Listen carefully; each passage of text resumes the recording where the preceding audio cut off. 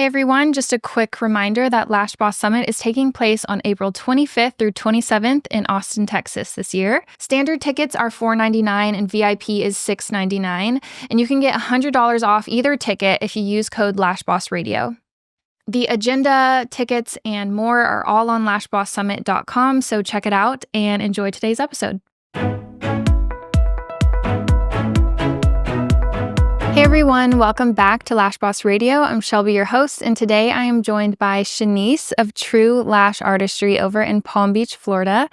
We are going to be talking about brown lashes, customizing your sets, and also client loyalty and client retention and how to make sure you are optimizing for both. So I'm so excited to have this guest. It's her first time on the show. And so let's hop right in. Welcome to the show, Shanice.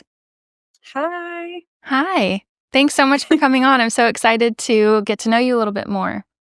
Yes, I'm so excited to be here. Thank you so much for having me. Yes, of course. So kind of to set the stage, can you just tell us a little bit about your time in the industry so far?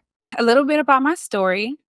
I started working at a very young age when I was 14 years old, and this was due to me having to take care of myself. I was living from family member's house to family member house, and this was like the only way that I could take care of myself and support myself as far as like um buying myself clothes, shoes for school, whatever. And being that I did have experience like in working at such a young age, it kind of taught me a lot during my journey of like understanding like what I wanted for myself going forward in life.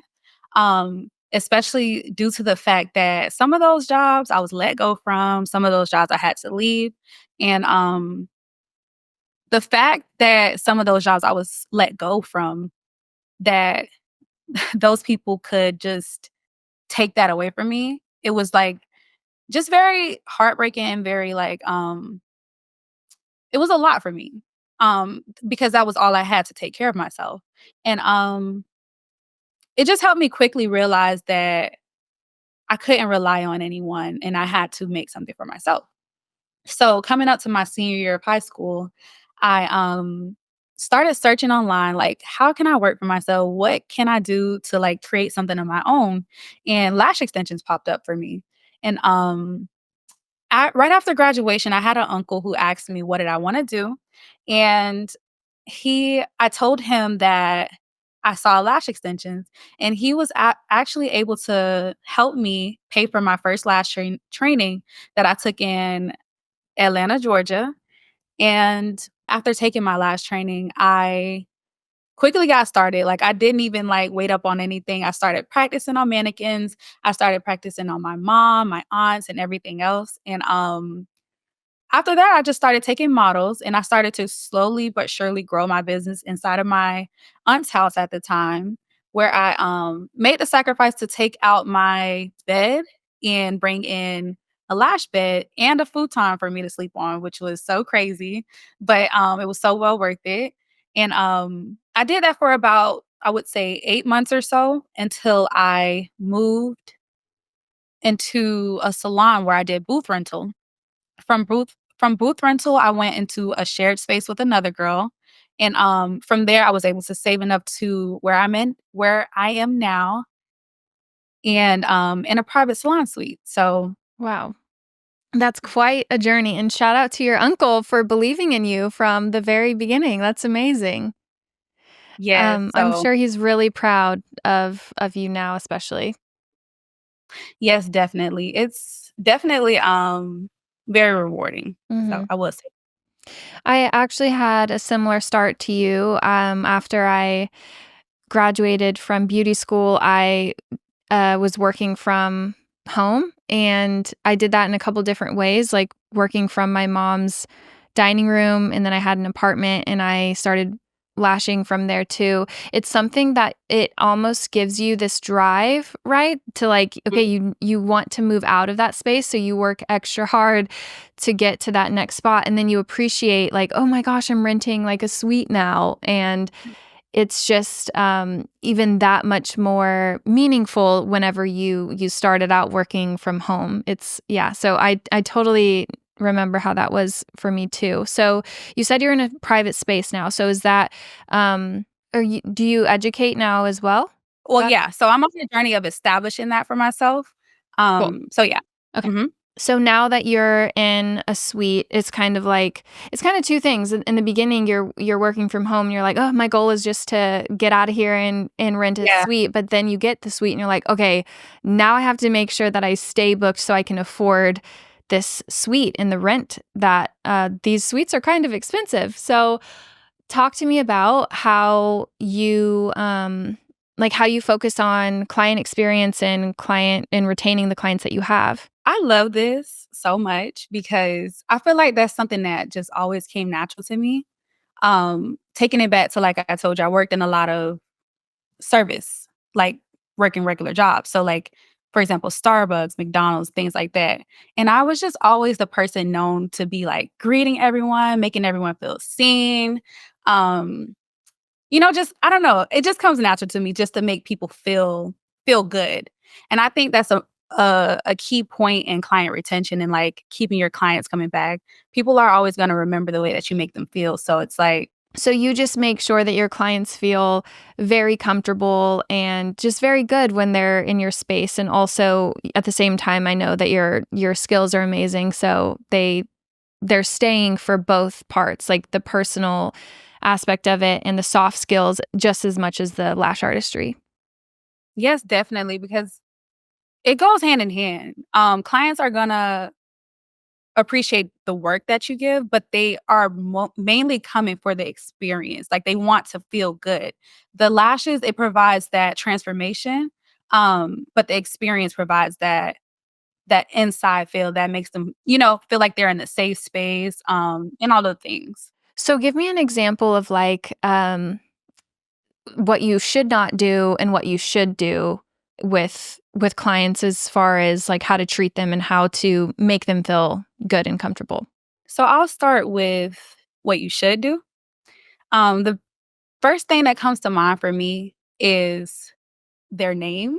And I don't know if that sounds crazy, but I just know from personal experience that remembering someone's name is like rings on a bell for someone. Like Yeah. it just makes them feel really good.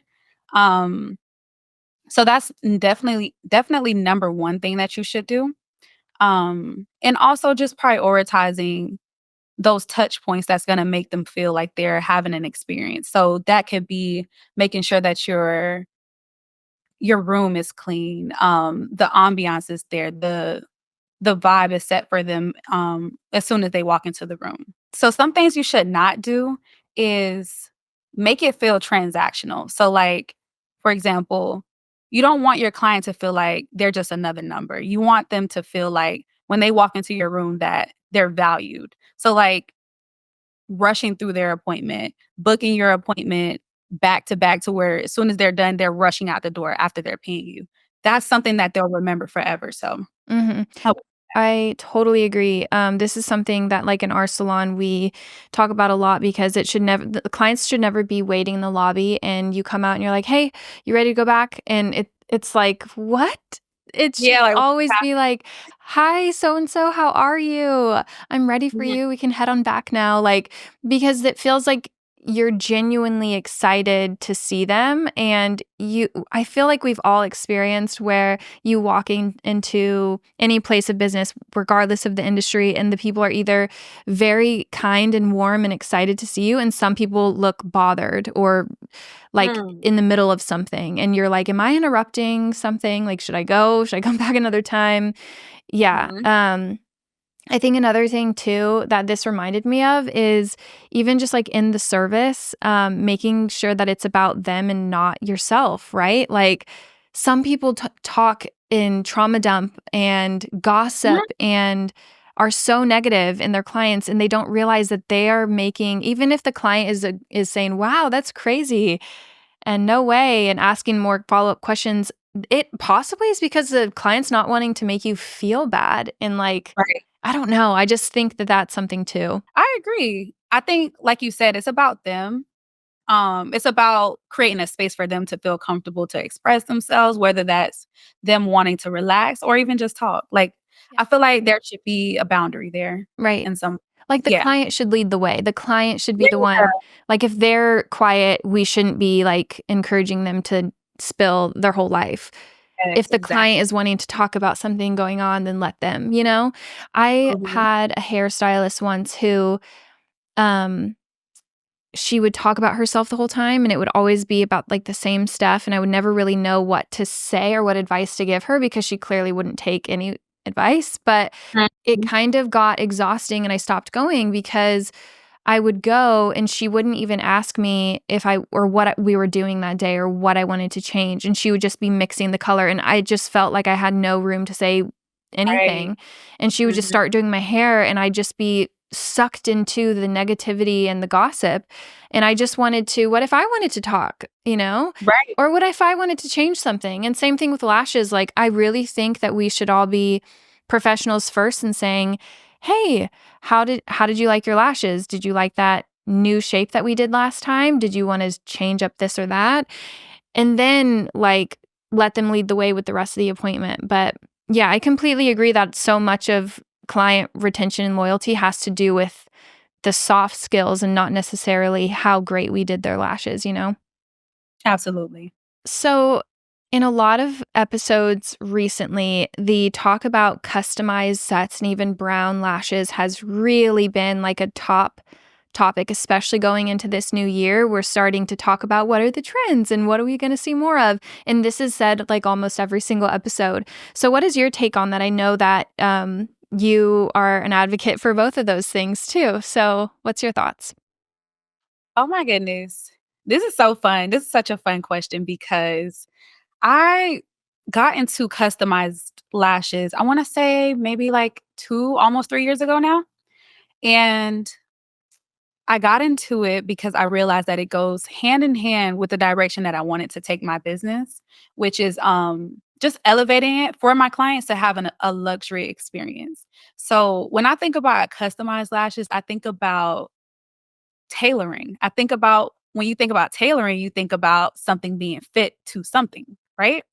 So, another thing, when you think about luxury items, luxury experiences all have something to do with the quality of the way that it is put together, the quality of it. So, saying that to say, customization to me means deeper than just the way that it's structured on someone.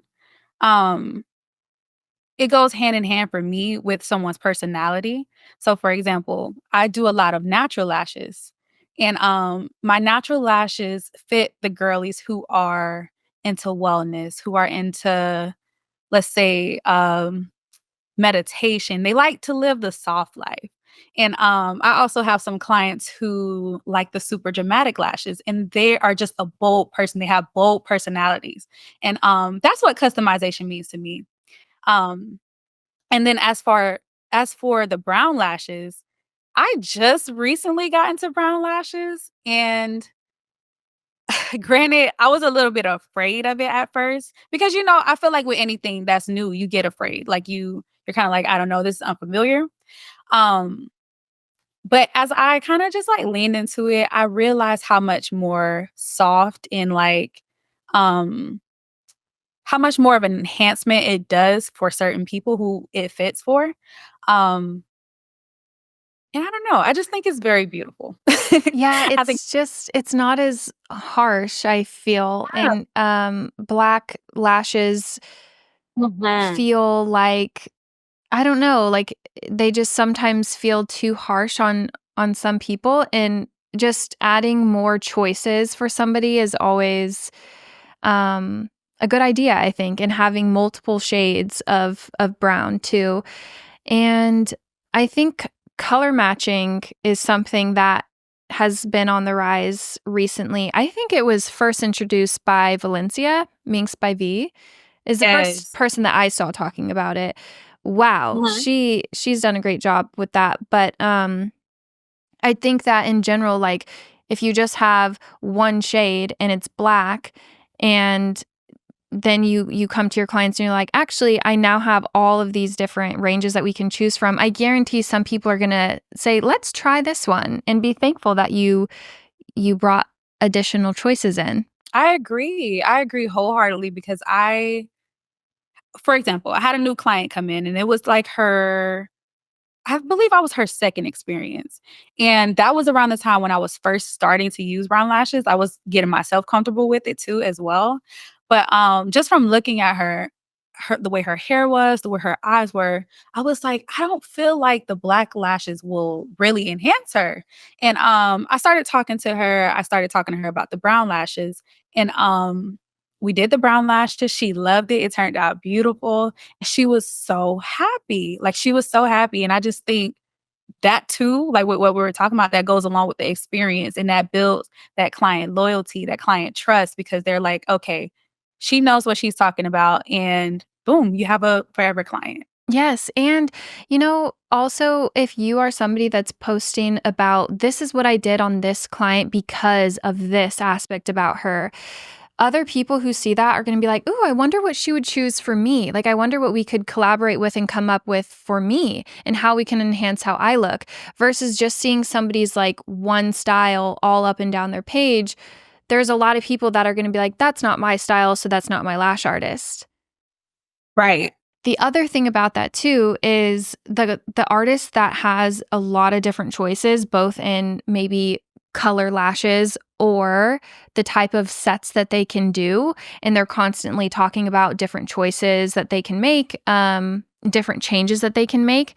I think this Mhm. also entices somebody to stay with a lash artist long term, Yes. because if you can't tell an artist that you wanna change something, or, like, know that they're open to changing things, they may just choose to not come back and not rebook, versus just saying, I think we've been doing really dramatic for so long. I think I do wanna try something more natural like I saw you post about the other day." So I think that there's so many benefits to what you're describing of, like, talking about your capabilities as a lash artist and it being a wider range of things.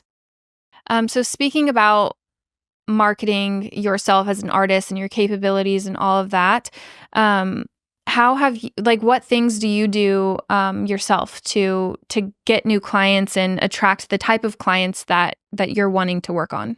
So, I would say that it starts with your messaging, um, the way that you speak in your content, the things that you post.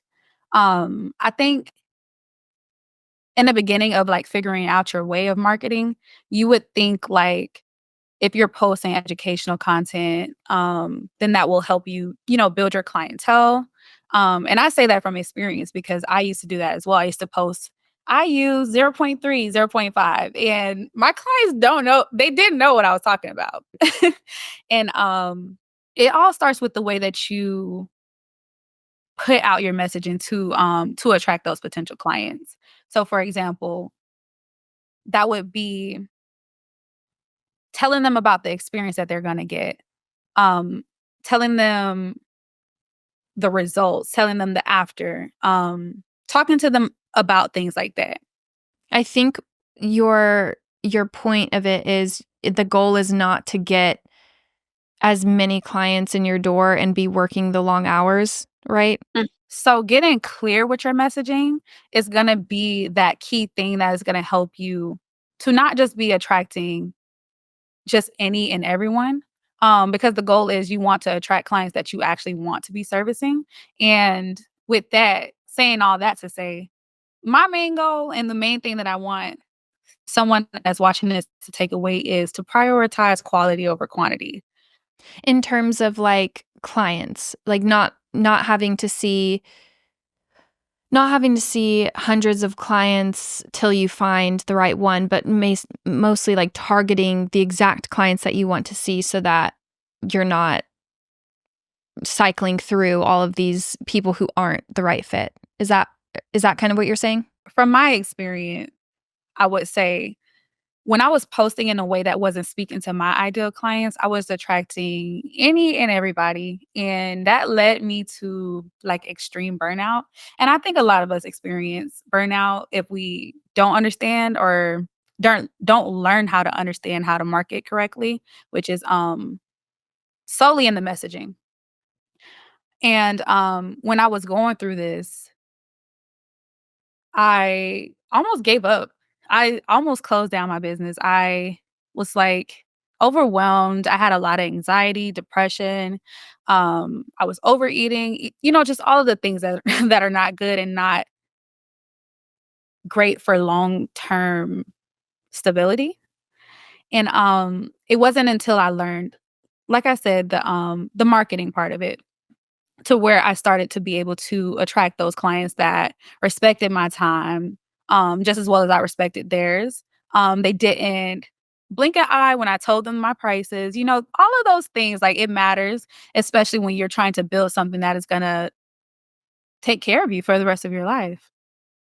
Yeah, and I think too, like, some clients who are a good fit with an artist are also looking for that messaging too. Like, it's both parties that are trying to find each other, and so it's kind of up to us to be, um, sending out the messages that are aimed in that direction. So we've talked about soft skills and how that can really impact lash artists, both with, like, the clients that are coming in the door, client retention, and also how we feel and burnout and all of that. But artistry wise, when did that kind of all come together for you? Like, what things did you do as a lash artist to grow those artistry skills while you were kind of already here with your soft skills, it sounds, but how did you elevate yourself as a lash artist too? My main thing, I would say, is investing in myself. And I wanna stress the importance of investing in yourself. In the beginning of my journey, I thought that, taking that one training, that one lash training was like my end all be all. Like, I thought that that was all that I had to do until I looked up and I saw that the industry kept moving forward. I'm like, wait a minute, I'm still, not in a sense of like saying you should compare yourself, but just of the look of things, like, you have to keep evolving with the times. And my advice for that is just to continue to invest in yourself, invest in your education. Um, because that's what I did. I invested in taking more advanced trainings along with hiring mentors that were doing the things that I want to do. That's a very important part of it. Like, on my journey of hiring mentors, I kinda hired someone that I thought, "Oh, she's a mentor, so let me just hire her because she's a mentor." My mistake with that was she wasn't doing exactly what I wanted to do, and it kinda just put me in a hole. So my big thing with that is make sure that when you are finding a mentor, that is someone that is doing those exact things that's gonna get you where you want to be. And, yeah. I hate hearing stuff like that, or people that oversell things and then it's Mhm. not what you think it is. And I hope that we see that a lot less because people coming out and saying stories like that, I think deters people like that Mhm. from preying on people like that are just trying to grow and educate themselves. And I hope we see a Right. lot less of that because we've seen that in the event space in our industry. And so, yeah, I don't think it's necessarily a bad thing to speak on your experience in that way. But is there any other thoughts you want to leave the listeners with as we close out this episode? One of the main things that I wanna leave everyone with is to make sure that you're prioritizing your wellness. That was something that was very big for me, and that is something that if you see more of me in this industry, like, I'm pushing myself to be more in the industry, that is one of the main things that you're gonna always hear me talking about because I went through it and it was, like, detrimental to me, and that's prioritizing your wellness. If you're not taking care of yourself, how can you take care of anyone else? So that's yeah, that's that. And the other thing is your circumstances does not define your future. Whatever you're going through now is not where you're going to end up. And and I know that because betting on myself changed my life. So, yeah. Love it. Thank you so much for sharing with us today and coming on. Thank you so much for having me. This was so much fun. Yeah, it was an honor. Thank you.